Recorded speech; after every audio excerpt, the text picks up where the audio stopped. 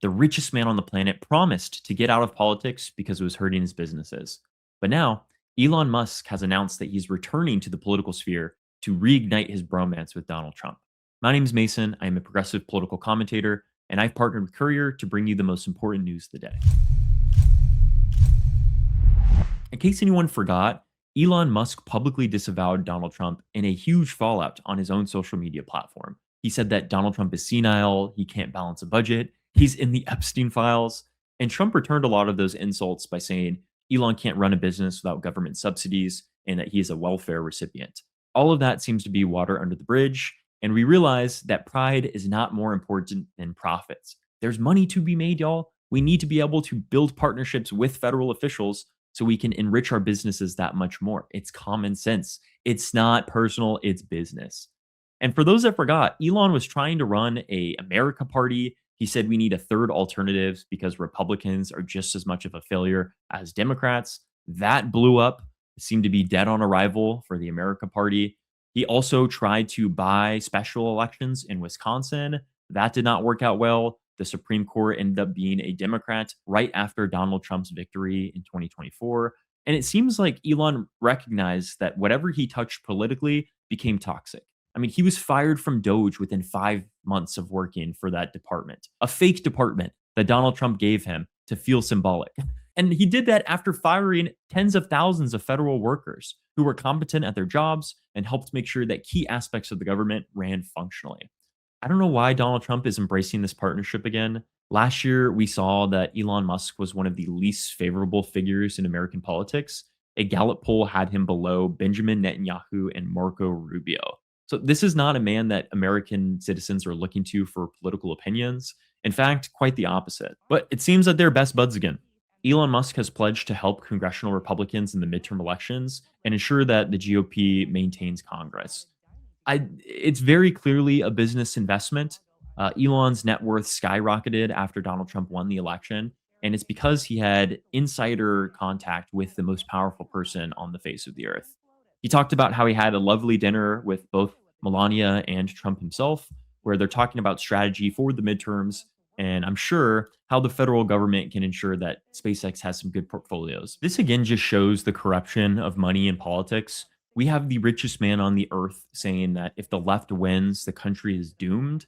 This is not substantive political analysts. This is opinion. And it's a billionaire warning the public that democracy is not legitimate unless his side wins. Like I said, after Trump won, every election that Elon touched lost. So I don't know why Republicans think that this is a winning strategy. Everyone always says, right, the definition of insanity is trying something over and over again, expecting different results. So, if anything, we should welcome this refound and rekindled bromance. And yes, Elon has a lot of money, which should be concerning when funding these congressional campaigns. But if he is on the front lines advocating for people and campaigning with them, I think that his unfavorability is going to help Democrats more than it will help Republicans. This is really showing what the pattern looks like when we allow oligarchic interests in our electoral process. People should be the ones making decisions, not influenced by billionaires, not influenced by limitless, bottomless pits of money. It should be people deciding what is best for their community and their life in general. Free speech is when you argue with your coworker about what makes the most sense politically. Free speech is when you go to the ballot box and make a decision for who you want to represent you. It is not when there is one individual who has more money than most countries, who has massive federal contracts, which means he has an invested interest in what the government looks like, and the ownership of global communication companies. This is not freedom of speech. This shows an uneven playing field when it comes to the money influence. So that is really what we should be focusing on, is materially and monetarily, how is he going to be swaying our elections? He should not be the one to influence millions of votes. We should allow people to make decisions for themselves for what works best for their own lives, not be influenced by a America PAC offering money in Pennsylvania like he did in 2024, or him distributing misinformation on X without any credible fact checks. Should not be normalized. The right has talked about for so long that there are these oligarchic lefts like George Soros or Bill Gates that are influencing our politics.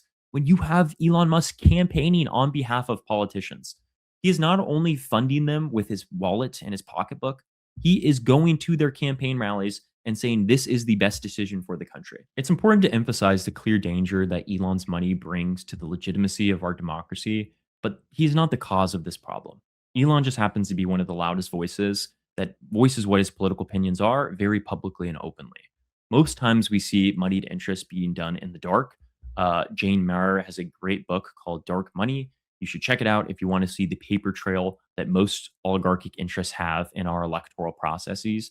But it's really important to recognize that this is not capitalism functioning badly. This is capitalism working as intended. When you have concentrations of wealth that clearly have a vested interest in what the government looks like, they will always try to tip the scales in their own favor. And it's important that we have publicly funded elections so that way we remove this moneyed interest and we allow people to explore options that genuinely work for them. The nominee of major elections should not be decided by donors or wealthy interests. They should be decided by people who are invested in their electoral process. And how can we expect people to want to participate in elections if we continue to have muddied interests tipping the scales in their own favor? I know that there are millions of Americans out there. I mean, on average, only a third of the American population votes in national elections. That's because most people either don't see a point or they don't feel that their decision actually has any weight on changes in their own life.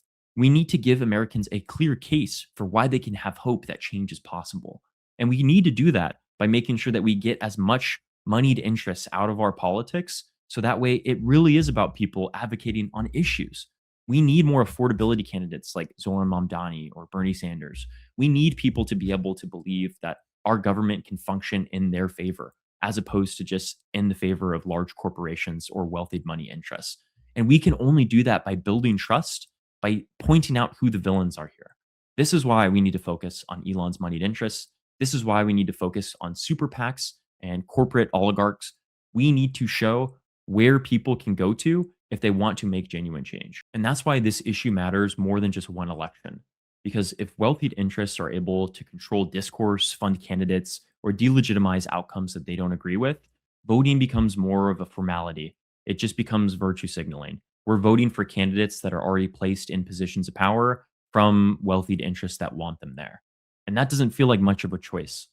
If the chef decides what you're going to eat, you can't really choose between two options that seem the same.